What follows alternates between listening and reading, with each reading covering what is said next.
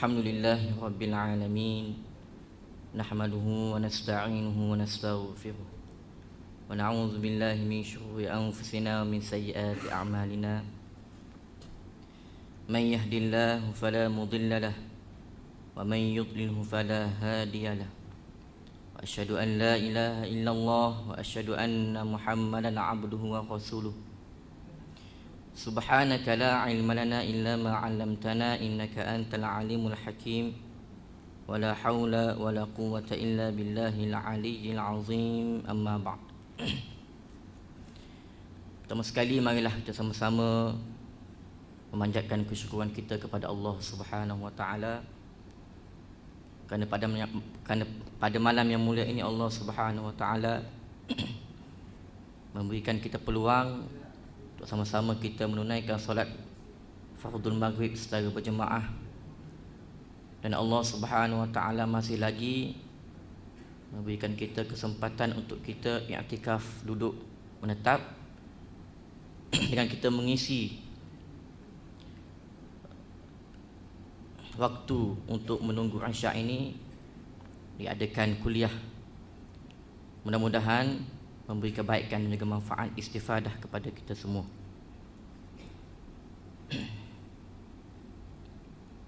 Jadi insya-Allah pada malam yang mulia ini saya ingin berkongsi mengenai sebuah buku yang membincangkan ataupun membicarakan mengenai sains Al-Quran. Pada awalnya saya dimaklumkan oleh SU untuk menggantikan ataupun untuk mengisi kuliah pada malam ini, yang mana tidak ada persediaan lah dari sudut nak membentangkan ataupun nak berkongsi mengenai kitab-kitab ataupun buku. Tetapi pada petang tadi saya sempat mengambil buku yang berada di pejabat. Saya rasa ingin berkongsilah dengan para jemaah muslimin muslimat yang dirahmati oleh Allah Subhanahu wa taala pada malam ini. Jadi buku yang saya bawakan ini yang bertajuk Siri Tafakkur dan juga Tafaqquh, yang menceritakan mengenai sains Al-Quran, cetusan ayat-ayat saintifik menerusi Al-Quran, yang mana penulisnya yang bernama Ahmad Yaqub. Penulisnya yang bernama Ahmad Yaqub.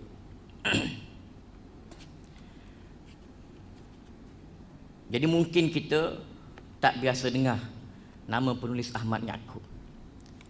Untuk makluman muslimin muslimat, buku ini adalah hadiah daripada Majlis Kerajaan Negeri Kelantan Darul Naim. Dan penulis buku ini Ahmad Yaqub ini adalah merupakan menteri besar sekarang lah. Yang mana beliau menulis ataupun menghasilkan buku ini hasil daripada ketekunan beliau dalam mendalami ilmu sehingga mampu untuk menghasilkan sebuah buku walaupun beliau itu berkedudukan ataupun berpangkat besar sebagai Menteri Besar Kelantan pada ketika ini, Ustaz Ahmad Yaqub. Dan alhamdulillah, untuk pengetahuan, saya juga merupakan jiran kepada beliau, yang mana beliau tinggal tidak jauh daripada rumah saya di Kelantan, hanya selang beberapa rumah sahaja. Jadi hal-hal ataupun kelibat yang seringkali saya lihat beliau merupakan satu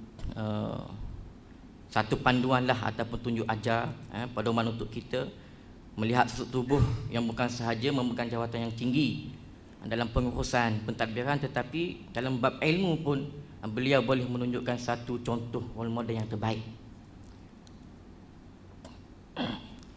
Saya baru sampai daripada Kelantan pagi tadi, kebetulan zaujah bersalib minggu lepas. Jadi selalu berselisih dengan beliau di masjid, hanya berbasikal, basikal Jepun, basikal tua. Nak melintas jalan pun dia pandang-pandang. Kita dengan kereta, dia dengan basikal. Itu adalah personality menteri besar. Dan juga baru-baru ni apabila mereka yang nak menagih simpati ataupun nak meminta bantuan, datang ke rumah beliau, bertandang. Setiap petang dia datang di rumah beliau. Maka masuk ke dalam rumah beliau sambil meminta bantuan lah, dihulurkan wang sedikit sebanyak dan sebagainya. Maka beliau meninggalkan telefon di atas meja dan masuk ke dalam bilik untuk mengambil wang. Tetapi selepas mana beliau keluar, tengok-tengok telefon pun hilang, dengan tuan-tuan yang nak minta bantuan tu pun hilang. Jadi balik baru ni saya tengok ada satu pos yang di hadapan rumah beliau, rupanya itu pos ataupun tempat polis berkawal di hadapan rumah beliau. Jadi Masya Allah, kita kata sifat tawaduk ataupun merendah diri yang sepatutnya kita menjadikan ia sebagai satu bentuk tauladan dalam kehidupan kita lah. Jadi insya-Allah mudah-mudahan apa yang ditulis oleh beliau ini dapat kita jadikan sebagai ilmu dan juga sebagai maklumat lah dalam kita menyelari kehidupan yang panjang ini insya-Allah. Baik. Jadi mukaddimah mengenai buku yang ditulis oleh beliau ini menyebutkan beliau mengucapkan alhamdulillah, bersyukur kehadrat Allah Subhanahu wa taala kerana dengan limpah kurnianya dapat saya siapkan risalah yang pendek ini bagi setiap juz Al-Quran, yang mana beliau menggunakan kaedah ataupun metod dengan melihat setiap juzuk dalam Al-Quran ini ada Allah Subhanahu wa taala menjadikan perumpamaan yang berkaitan dengan sains dan juga kejadian alam. Tazkirah ini saya namakan Sains Al-Quran, cetusan ayat-ayat saintifik menerusi Al-Quran bagi memaparkan mukjizat Al-Quran dalam aturan kehidupan manusia di dunia ini. Dalam 30 juz Al-Quran ini mengandungi teramat banyak ayat-ayat yang menukilkan tentang penemuan saintifik yang tidak terduga oleh akal manusia. Memang benar sekiranya kita membaca Al-Quran dan juga kita bertafakuh dan juga bertadabbur, maka kita akan menjumpai ayat-ayat Allah Subhanahu wa taala yang menceritakan tentang kebesarannya, baik yang berkaitan dengan cakra alam ini, kejadian alam, kejadian manusia, bintang, bukit bukau dan sebagainya. Allah Subhanahu wa taala menceritakan dan juga menyebutkan Al-Quran untuk kita ini sebagai manusia berfikir.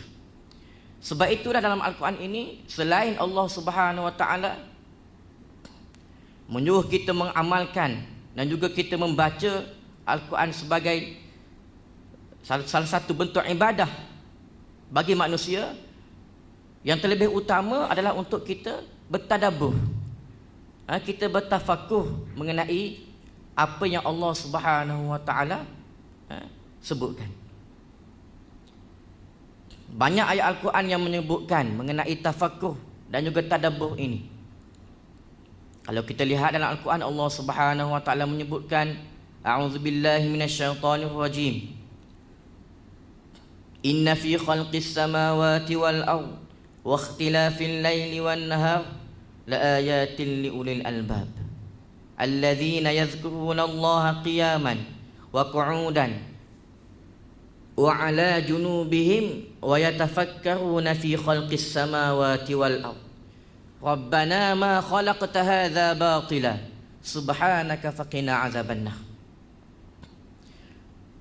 Dalam ayat lain Allah Subhanahu wa taala juga menyebutkan law anzalna hadzal qur'ana ala jabalin la ra'aitahu khashi'an mutasaddian min khasyatillah wa tilkal amsalu nadribuha lin-nasi la'allahum yatafakkarun.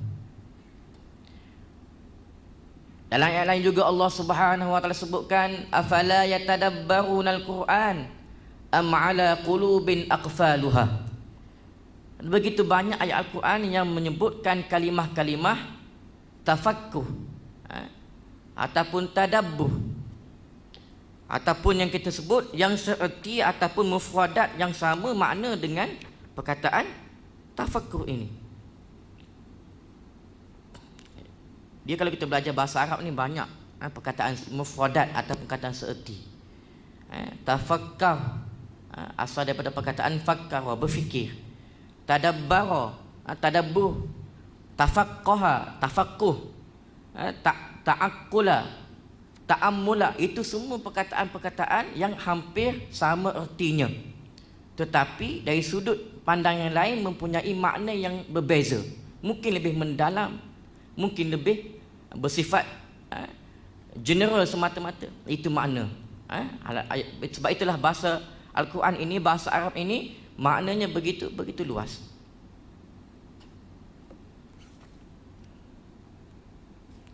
Sebagai contoh, ayat yang kita bacakan tadi, Allah Subhanahu wa taala nyatakan la'allahum yatafakkarun, mudah-mudahan mereka itu akan berfikir. Tafakkur ini disebutkan oleh para alim ulama, disebut tadullu ala taraddudil qalbi fi syai'. Kita bertafakkur ataupun kita berfikir. Berfikir, tafakkur menggunakan akal dan juga menggunakan mata hati. Itu berfikir. Kita berfikir mengenai kejadian alam yang berubah. Ini menunjukkan kepada adanya pencipta. Setiap benda yang baharu itu dia berubah. Maka setiap benda yang baharu itu pasti ada pencipta dia. Itu berkaitan dengan berakidah lah, kita sebut. Mana bukti adanya Allah Subhanahu wa taala? Bukti adanya Allah Subhanahu wa taala sebab adanya alam ini. Sifat benda yang berubah adalah benda yang baharu, maka alam ini adalah benda yang baharu, yang berubah-ubah. Dari sudut malamnya, siangnya dan sebagainya.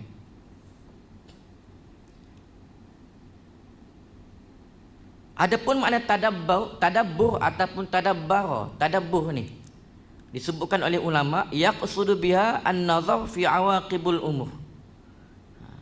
Allah Subhanahu wa taala nyatakan, afala yatadabbarunal Qur'an am ala qulubin aqfaluha. Orang yang tak mentadabbur dengan ayat-ayat Al-Quran ini adalah mereka yang hatinya telah mati, telah ditutup oleh Allah Subhanahu wa taala. Qiflun, tutup. Aqfaluha, ditutup hati-hatinya. Jadi mereka yang baca Al-Quran itu adalah orang yang terbaiklah. Tetapi yang lebih baik daripada itu, mereka yang bertafakkur dan juga bertadabbur mengenai ayat-ayat yang Allah Subhanahu wa taala sebutkan dalam Al-Quran. Maka tadabbur ini dimaksudkan dengan maknanya ialah kita melihat selepas mana akibat sesuatu perkara itu terjadi. Itu maksud tadabbur. Sebagaimana kita melihat dalam Al-Quran, Allah Subhanahu wa taala menceritakan mengenai akibat-akibat ataupun balasan-balasan umat-umat terdahulu yang menderhakai Allah Subhanahu wa taala. Maka itu lebih sesuai kita menggunakan perkataan tadabbur. Tadabbur mengenai ayat-ayat Allah Subhanahu wa taala yang berlaku kesan selepas itu. Mereka yang tidak mahu mendengar perintah Allah Subhanahu wa taala, yang melakukan kemaksiatan, maka Allah Subhanahu wa taala akan membalas mereka itu dengan balasan yang setimpal. Sebagaimana kaum-kaum ataupun mereka yang hidup di zaman terdahulu, dibalikkan bumi, diberikan taufan dan sebagainya. Maka tadabbur itu lebih sesuai digunakan untuk awaqibul umur ataupun perkara-perkara yang telah terjadi selepas kepada kejadian tersebut. Oleh yang demikian, disebutkan oleh penulis, ramai kalangan saintis yang tidak beragama Islam akhirnya memilih untuk menganut Islam setelah mereka membuat kajian terhadap kandungan ayat-ayat Al-Quran. Sekiranya umat Islam turut membaca Al-Quran dengan tafakkur kepada maknanya, maka akan lahirlah kefahaman mendalam yang akan menatijahkan pelaksanaan kepada titah perintah Allah Subhanahu wa taala melalui Al-Quran ini. Semoga perkongsian ringkas melalui risalah kecil ini menjadi sebanyak dapat memberi manfaat kepada pembaca budiman, khususnya dalam berinteraksi dengan kitabullah yang menjadi petunjuk sekalian manusia. Sekian, Ahmad bin Yaqub. Itu adalah sedikit mukaddimah ataupun sekapuh sirih daripada penulis. Baik, perkongsian yang pertama, juzuk 1 yang beliau tuliskan ataupun yang beliau kongsikan kepada kita, perumpamaan nyamuk di dalam Al-Quran. Juzuk pertama Suratul Baqarah ni kita biasa baca. Cuma yang diambil petikan di sini ialah mengenai bagaimana Allah Subhanahu Wa Taala menjadikan nyamuk itu sebagai perumpamaan untuk kita berfikir dengan kepala akal kita, dengan otak kita. Pertama disebutkan perumpamaan nyamuk dalam Al-Quran. Tazkirah berkaitan ayat-ayat sains yang saya menamakan sebagai tafakkur, tadabbur, tafaqquh ini lebih menjurus kepada pemerhatian terhadap kejadian dan ciptaan Allah Subhanahu Wa Taala untuk dijadikan pengajaran kepada kita semua. Dalam juzuk pertama, Allah Subhanahu Wa Taala telah membawakan amsal ataupun perumpamaan seekor nyamuk untuk kita tadabbur serta dikaji berkaitan dengan kehidupan seharian kita. Dalam juz 1 ni ada cerita mengenai nyamuk. Nyamuk ini merupakan makhluk Allah Subhanahu Wa Taala yang kecil saja. Tetapi bagaimana Allah Subhanahu Wa Taala menjadikan seekor nyamuk itu boleh memberi kesan yang besar kepada kehidupan kita lah, sekiranya kita beriman kepada Allah Subhanahu Wa Taala. Maka firman Allah Subhanahu Wa Taala, a'udzubillahi minasyaitonirrajim, innallaha la yastahyi an yadriba masalan ma ba'udah fama fawqaha fa amma alladhina amanu faya'lamuna annahu al-haqqu min rabbihim wa amma alladhina kafaru fayaquluna madza arada Allah bihadza masala yudhillu bihi katsiran wa yahdi bihi katsiran wa ma yudhillu bihi illa al-fasiqin. Maksudnya, sesungguhnya Allah Subhanahu Wa Taala tidak malu membuat pembandingan, yakni perumpamaan apa sahaja, seperti nyamuk, ba'udatan, ni nyamuk bahasa Arab, hingga ke sesuatu yang lebih daripadanya. Maksudnya Allah Subhanahu Wa Taala tidak malu mendatangkan perumpamaan daripada seekor nyamuk yang kecil sehinggalah lebih daripada nyamuk itu. Maknanya sekecil-kecil binatang makhluk Allah Subhanahu Wa Taala sekiranya dapat memberikan kita kata keinsafan ataupun kebaikan kepada manusia, maka ia adalah satu benda yang besar. Kerana perbuatan itu ada hikmahnya, ada kebaikannya. Maka adapun orang-orang yang beriman, mereka akan mengetahui bahawa pembandingan itu adalah benar daripada Tuhan mereka. Annahul haqqu min rabbihim. Apa yang Allah Subhanahu Wa Taala nak sebutkan mengenai nyamuk itu, kita tadabbur, kita tafaqquh, tafakkur, maka kita akan menemui kebenaran ataupun kebesaran Allah Subhanahu Wa Taala apabila kita melihat seekor nyamuk. Apatah lagi kalau kita melihat makhluk-makhluk yang lain yang besar, bukit bukau, bulan bintang dan sebagainya.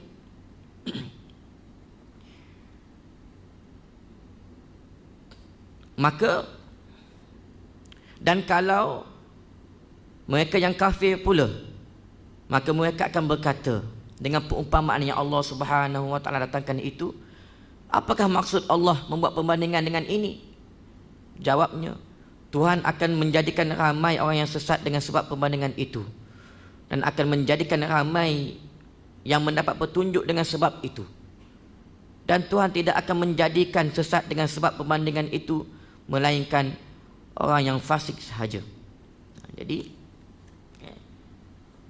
orang yang mempunyai keimanan, ketakwaan kepada Allah Subhanahu Wa Taala, dia lihat kejadian alam ini, maka dia akan berfikir mengenai kebesaran Allah Subhanahu Wa Taala.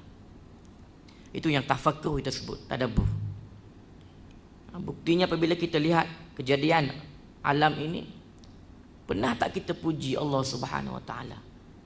Kita tengok keindahan alam ni, pernah tak terkeluar daripada mulut kita perkataan Subhanallah, cantiknya bukit bukau ini, Masya Allah, Subhanallah, cantiknya kehijauan alam ini.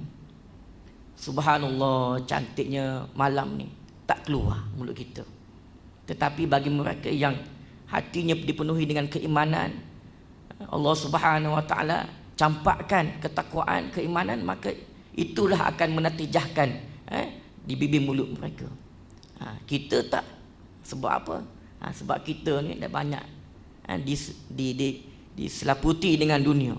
Kalau ada kita tengok, subhanallah, masya Allah, alhamdulillah, baguslah, alhamdulillah.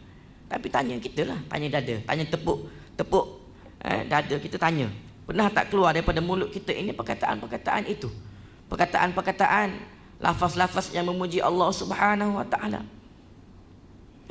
Kalau tak pernah keluar, macam mana kita nak mentadabbur, kita nak tafakur mengenai ayat-ayat Allah Subhanahu wa taala? Jadi kita berperanan, kita berkawan dengan orang, dengan sahabat, biar kita terkesan dengan sahabat kita. Jangan kita berkawan dengan sahabat kita, kita pula terkesan dengan sahabat kita yang jauh lebih lalai leka daripada kita. Saya semasa belajar, alhamdulillah, bersahabat dengan sahabat-sahabat yang baik. Kadang-kadang kita malu apabila kita bersama dengan sahabat seperti ini dalam musafir kita dan perjalanan rihlah dan sebagainya. Dia sentiasa basah lidahnya itu dengan mengingati Allah Subhanahu wa taala, mengaji Al-Quran, berzikir. Tengah bawa kereta tengok, subhanallah, kita tak sebut ni, rasa malu, kita sebut sekali. Itu peranan kita, itu peranan kawan kita. Okey, baik. Nyamuk adalah sejenis serangga yang terlalu kecil dan penghisap darah. Sekali lihat, ia adalah suatu makhluk yang hina dan tidak mempunyai apa-apa kelebihan. Nyamuk, kerja dia hisap darah. Lebih daripada itu, bawa penyakitlah kepada kita. Besar nyamuk ni, kesan dia besar. Namun jika ditadabbur serta dikaji, nyamuk boleh mendengar melalui antenanya, sama dengan fungsi telinga manusia. Melalui kajian tentang indera pendengaran nyamuk sahaja, manusia boleh mencipta mikrofon yang terbaik dan mampu menangkap suara yang sangat perlahan. Itu adalah berkaitan dengan sains. Mungkin dalam sains ini kita melihat saintis-saintis mengambil iktibar, mengambil kebaikan daripada binatang-binatang yang dijadikan oleh Allah Subhanahu wa taala ini, bermanfaat kepada kita. Mengikut saintis, jika dibuat penelitian melalui mikroskop dan diperbesarkan 400 kali ganda, dibesarkan, kita akan dapat menyaksikan di kepala nyamuk terdapat 100 mata. 100 mata. Kita ada 2 mata. Nyamuk ada 100 mata. Ada sekitar 48 gigi di mulutnya dan memiliki 3 jantung. Subhanallah. 3 jantung nyamuk. Binatang yang kecil ini nyamuk. Saya rasa bawa macam ni besar ni nyamuk ni. Nyamuk gegasi, nyamuk yang kecil. Ada 3 jantung yang Allah Subhanahu wa taala jadikan padanya. Ini bermakna daripada seekor nyamuk sahaja kita dapat menyaksikan betapa lemahnya manusia dan tiada kemampuan untuk mencipta sesuatu yang lebih kecil daripada nyamuk. Apabila kita berfikir bagaimana Allah Subhanahu wa taala menjadikan seekor nyamuk, makhluknya itu dengan saiz yang sangat kecil tetapi mempunyai jantung 3, matanya sampai 100, giginya 48. Yang mana kalau kita nak cipta ataupun kita nak buat perumpamaan seperti itu, walaupun sebiji mata pun tak mampu dilakukan dengan kudrat manusia ini. Jadi apa sebabnya manusia ingin menyombong dan berlagak seolah-olah dialah yang berkuasa di muka bumi ini? Tadabburlah ayat Allah Subhanahu wa taala nescaya ia akan menginsafkan kita. Itu nyamuk Allah Subhanahu wa taala ciptakan.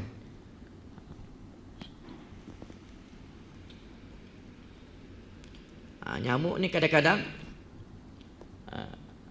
dia mampu mengalahkan manusia yang berbadan tegap. Nyamuk dengan seekor nyamuk ini mampu mengalahkan manusia yang berbadan tegap, yang kita kata gagah perkasa. Tetapi kadang-kadang kena gigit nyamuk pun boleh masuk ICU, boleh ditahan diwat sampai berminggu-minggu, hatta sehingga maut pun ada. Kenapa? Kerana itu adalah kekuasaan Allah Subhanahu wa taala.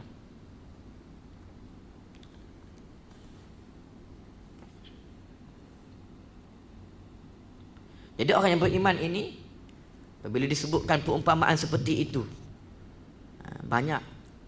Di antara lain Allah Subhanahu wa taala sebutkan az-zubab, lalat pun dalam Al-Quran disebut. Binatang-binatang dalam Al-Quran ni banyak disebut. Ba'udatan, nyamuk, az-zubab, lalat, al-ankabut, hud, burung hud-hud dan sebagainya.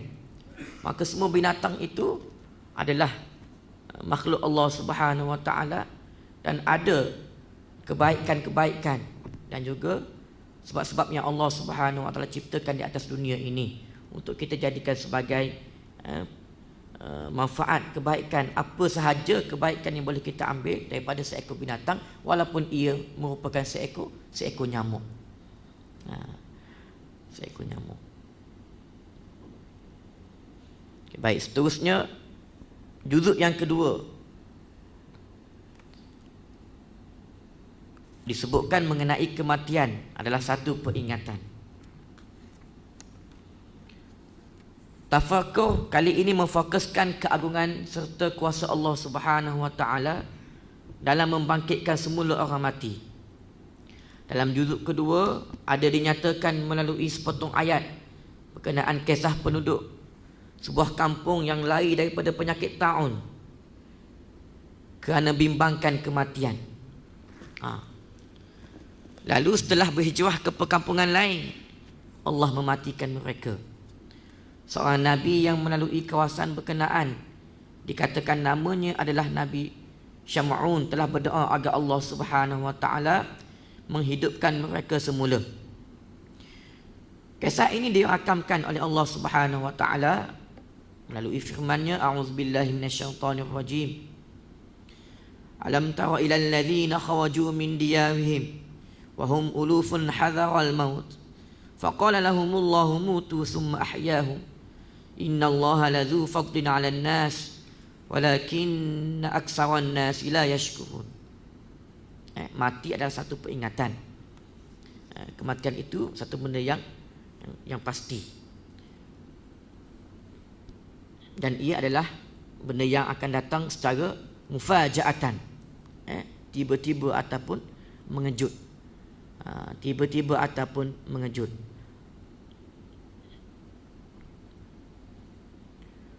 Maka di antara kuasa Allah Subhanahu wa taala berkaitan dengan ayat ataupun potongan yang kita bacakan tadi, potongan Al-Quran, ayat Al-Quran yang kita bacakan tadi, bagaimana Allah Subhanahu wa taala nak menunjukkan kekuasaannya sehingga dia boleh mematikan dan juga membangkitkan semula mereka yang telah dimatikan. Maksudnya, tidakkah engkau ketahui wahai Muhammad tentang orang yang keluar melarikan diri daripada kampung halamannya kerana takutkan mati. Keluar daripada kampung halamannya kerana takutkan mati. Sedang mereka beribu-ribu ramainya. Maka Allah Subhanahu wa taala berfirman kepada mereka itu, mutu summa ahyahum, matilah kamu. Kemudian Allah Subhanahu wa taala menghidupkan mereka kembali. Sesungguhnya Allah Subhanahu wa taala sentiasa melimpahkan kurnia-Nya kepada manusia, tetapi kebanyakan manusia tidak bersyukur. Kita kaitkan dengan situasi ataupun waqa'iyah kita sekarang lah. kita sedang hadapi, kita sedang tempuhi ini penyakit juga. Penyakit, cuma dalam buku ini sebutkan penyakit ta'un. Penyakit ta'un. Kita sekarang penyakit COVID-19. COVID-19. Jadi penyakitnya Allah Subhanahu Wa Taala turunkan kepada kita ini adalah satu peringatan ataupun ujian dalam kehidupan kita. Kita dalam keadaan menghadapi COVID ni masih belum reda. Masih belum selamat, masih belum boleh bertenang lah kita kata. Yang terbaru masih lagi meningkat. Masih lagi meningkat. Sebab itulah kita masih lagi kunci. Hari itu kita dah buka. Siapa yang dah lambat dia boleh masuk solat. Tadi saya terlambat pun kunci balik. Tak apalah. Nak sebutkan kita mula bertindak, respon seperti mana awal-awal dulu. Lambat sikit dah tak boleh masuk. Dan memang kita lihat sekarang ini pihak kerajaan pun sudah memberikan amaran supaya kita lebih berjaga-jaga lah. Jaga-jaga sebab sudah semakin menaik angka itu. Semakin naik angka itu. Jadi penyakitnya Allah Subhanahu Wa Taala uji kita ini merupakan satu bentuk tanda keimanan kita kepada Allah Subhanahu Wa Taala. Bagaimana kita nak menghadapi, adakah kita nak lari daripada penyakit ni? Nak lari daripada penyakit ni boleh ke? Nak lari daripada penyakit bermaksud kita nak lari daripada kematian sebagaimana yang terjadi kepada kaum yang nak lari daripada penyakit taun. Maka sebagai orang Islam ini kita kena ada pegangan ataupun kita kata stand kita lah dalam menghadapi perkara tersebut. Lebih lagi kita dalam menghadapi penyakit COVID ini. Dan Allah Subhanahu Wa Taala sebutkan dalam Al-Quran, ahasiban nasu an yutraku an yaqulu amanna wa hum la yuftanun. Adakah kamu menyangkakan wahai manusia, kamu nak mengatakan kamu telah beriman sedangkan kamu tak pernah diuji oleh Allah Subhanahu Wa Taala? Ahasiban nasu an yutraku, adakah kamu akan menyangkakan wahai manusia kamu akan ditinggalkan, kamu akan dibiarkan, kamu tidak akan diuji sedangkan kamu nak berkata, kamu nak mengatakan saya telah beriman, saya telah betul-betul beriman kepada Allah Subhanahu Wa Taala, sedangkan ujian yang Allah Subhanahu Wa Taala bagi kepada kita ni kita pun tak mampu tempuhi, tak mampu hadapi dengan sebaiknya. Maka janganlah kita merasa takut melebihi ketakutan kita kepada Allah Subhanahu Wa Taala. Sebagaimana orang duk viral lah, tak pakai mask takut didenda, tetapi tak patuh perintah Allah Subhanahu Wa Taala, tak patuh arahan Allah Subhanahu Wa Taala dengan melaksanakan ketaatannya, kita tak takut, kita denda. Maknanya kita denda bagi mereka yang tidak memakai mask. Betul lah tindakan itu. Tetapi yang sebenarnya kita kena takutkan apa yang Allah Subhanahu Wa Taala perintahkan kita untuk kita laksanakan. Jadi kita melebihi benda yang tak sepatutnya. Kita melebihi benda yang tidak sepatutnya.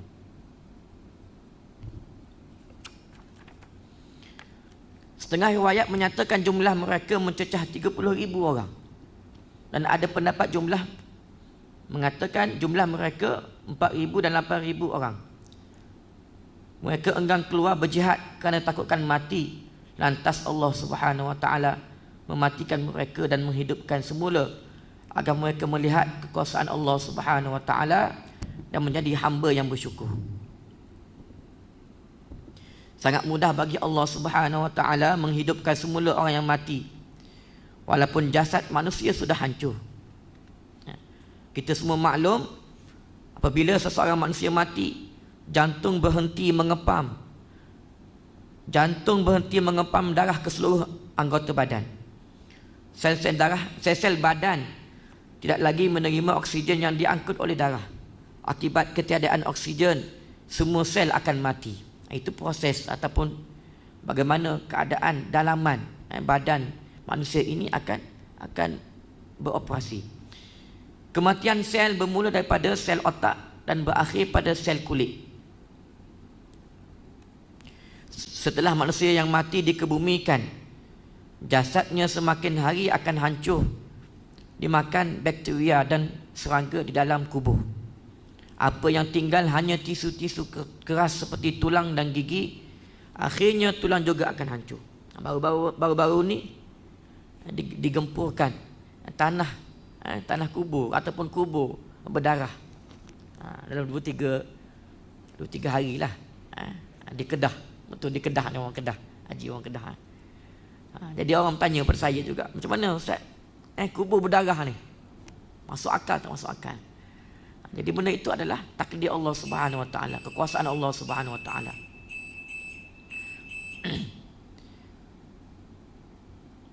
Satu perenggan, dengan kuasanya manusia boleh hidup semula dan kekal di alam akhirat, sama ada berada di syurga atau di kediaman menakutkan neraka. Marilah kita memohon kepada Allah Subhanahu Wa Taala agar membebaskan kita daripada ancaman neraka. Semoga kita semua tenang berhadapan dengan kematian dan ketika hidup setelah kematian kelak. Aqul qawli hadza wa astaghfirullah li wa lakum. Wassalamualaikum warahmatullahi wabarakatuh. A'udzubillahi minasyaitonir rajim. Bismillahirrahmanirrahim.